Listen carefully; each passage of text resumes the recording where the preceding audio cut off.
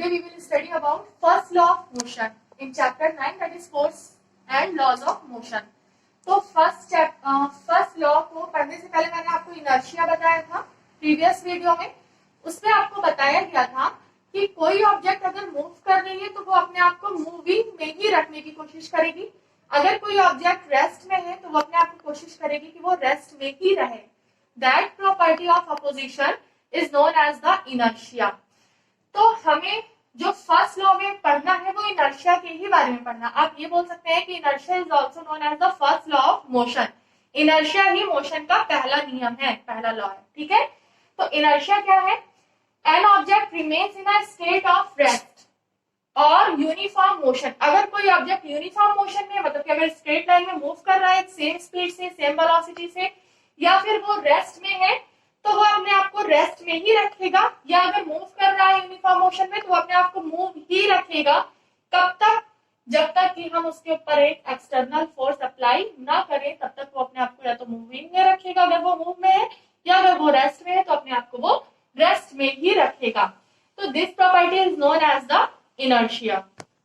तो इस प्रॉपर्टी को ही हम क्या बोलते हैं? इस नियम को ही, इनर्शिया को ही हम बोलते हैं फर्स्ट लॉ ऑफ मोशन. तो this law is also known as law of inertia. ठीक है, इस नियम को ही हम इनर्शिया का नियम बोलते हैं और it is also known as Galileo's law. ठीक है, इसी को हम गैलीलियो के नाम से भी जानते हैं. That this was a scientist. तो that's about the first law of motion. अब हमें सेकंड लॉ पढ़ना है, सेकंड लॉ ऑफ मोशन. तो जैसे आपने फर्स्ट लॉ में इनर्शिया को पढ़ा था उसी तरीके से हमें सेकंड लॉ पढ़ने से पहले क्या पढ़ना है? मोमेंटम के बारे में जानना है. ठीक है, मोमेंटम क्या होता है? Momentum is very simple term. Momentum को हम P से रिप्रेजेंट करते हैं. ठीक है, मोमेंटम को हम किस चीज से रिप्रेजेंट करते हैं? P से रिप्रेजेंट करते हैं. यानी कि मोमेंटम हमारा क्या होता है? मोमेंटम हमारा होता है product of mass and velocity. अगर कोई ऑब्जेक्ट मूव कर रहा है या रेस्ट कर रहा है तो उसके मोमेंटम को कैलकुलेट करने के लिए हमें दो चीजें पता होनी चाहिए कि ऑब्जेक्ट का मास क्या है और ऑब्जेक्ट की वेलोसिटी क्या है. ठीक है, मतलब कि वो किस स्पीड से चल रहा है, रेस्ट में है, वेलोसिटी उसकी क्या है और उसका मास क्या है. इन सारी चीजों को अगर हमें ये सारी चीजें पता होंगी तो हमें मोमेंटम भी पता होगा उस ऑब्जेक्ट का. ठीक है, और जो मोमेंटम होता है ये क्या होता है? वेक्टर क्वांटिटी होती है. That means it has both magnitude and direction. Magnitude भी होता है और डायरेक्शन भी होती है. व्हाई? बिकॉज यहाँ पे आपको वेलोसिटी दिख रहा है. ठीक है, और वेलोसिटी एक वेक्टर क्वांटिटी होती है. वेक्टर को हम इस एरो से रिप्रेजेंट करते हैं. अगर कोई भी ऑब्जेक्ट या किसी भी सिंबल पे आपको वेक्टर शो करना होगा तो हम इस एरो के द्वारा रिप्रेजेंट करते हैं. तो आपने पहले भी पढ़ा प्रीवियस चैप्टर में कि वेलोसिटी क्या है? एक वेक्टर क्वांटिटी है और ये वेक्टर क्वांटिटी है तो ये भी वेक्टर क्वांटिटी है. तो ये हमारा हो गया एक वेक्टर क्वांटिटी. ठीक है, अब इसके हम एसआई यूनिट के बारे में बात करते हैं. तो मास की एसआई यूनिट क्या होती है? किलोग्राम होती है. राइट, और वेलोसिटी की एसआई यूनिट क्या होती है? मीटर पर सेकेंड.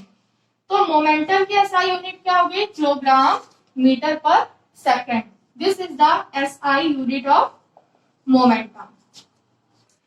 तो अभी यहाँ पे आपने इसकी एसआई यूनिट पढ़ा. अभी देखिए, अगर मोमेंटम के रेट में चेंज होता है, मतलब कि अगर हम फोर्स को चेंज कर रहे हैं किसी गिवन समय में, किसी गिवन टाइम में अगर हम चेंज कर रहे हैं तो फिर क्या होगा? Force is directly proportional to change in momentum in a given time. किसी समय में अगर फोर्स को हम चेंज कर रहे हैं तो मोमेंटम भी क्या होगा? चेंज होगा. दैट मींस कि force is directly proportional to the rate of change of momentum. ठीक है, तो यहाँ से हमारा ये फॉर्मूला बन जाता है. अभी जब हम आगे सेकेंड लॉ का कैलकुलेशन करेंगे, मैथमेटिकल कैलकुलेशन करेंगे तो वहां पे आपको इसको अप्लाई करना पड़ेगा. तो इसको याद रखिएगा. तो स्टूडेंट्स, अभी हमें क्या करना है? जो हमने सेकंड लॉ पढ़ा था मोमेंटम के बारे में, उसी का हम यहाँ पर मैथमेटिकल कैलकुलेशन करेंगे. मतलब मैथमेटिकली हम किस तरह से मोमेंटम को ड्राइव करते हैं. तो मोमेंटम आपने पढ़ा है कि मोमेंटम को हम P से डिनोट करते हैं और P इज इक्वल टू क्या होता है? M इंटू V होता है. ठीक है, तो यहाँ पर हम उसी का मैथमेटिकल कैलकुलेशन करेंगे. तो अगर हमें किसी भी मोमेंटम का इनिशियल मोमेंटम लेना है तो इनिशियल के लिए आपको पहले बताया गया था, इनिशियल स्पीड को, इनिशियल वेलोसिटी को हम u से रिप्रेजेंट करते हैं और फाइनल वेलोसिटी को हम v से रिप्रेजेंट करते हैं. तो फॉर्मूला है हमारे पास m इंटू वी. तो इनिशियल मोमेंटम हम क्या ले लेंगे? इनिशियल मोमेंटम हम लेंगे m इंटू यू. और फाइनल मोमेंटम हम क्या लेंगे, m इंटू v लेंगे। अब चेंज इन मोमेंटम, कितना चेंज हुआ मोमेंटम में, तो हम क्या करेंगे, इसको अगर हम p1 मान ले, इसको हम p2 मान ले, तो चेंज इन मोमेंटम क्या होगा, p2 माइनस p1 होगा। p2 हमारा क्या है, m v, और माइनस p1 क्या है हमारा, m u है। ठीक है, तो इस तरीके से हमने क्या निकाल लिया, इनका चेंज निकाल लिया। यहाँ पर हम देखिए m m दोनों में है, तो m हम यहाँ पर कॉमन ले लेंगे। अंदर ब्रैकेट में हमारे पास क्या बचा, v माइनस u बचा है यहाँ पर। अब इसके बाद हमें क्या निकालना है, rate of change of momentum.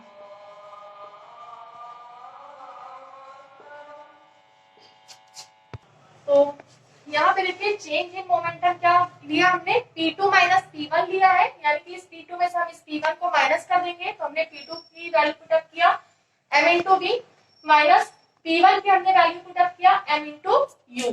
ठीक है, अभी हमने यहाँ पर m कॉमन ले लिया है, और हमारे पास ब्रैकेट में क्या बचा, v माइनस u बचा है हमारे पास।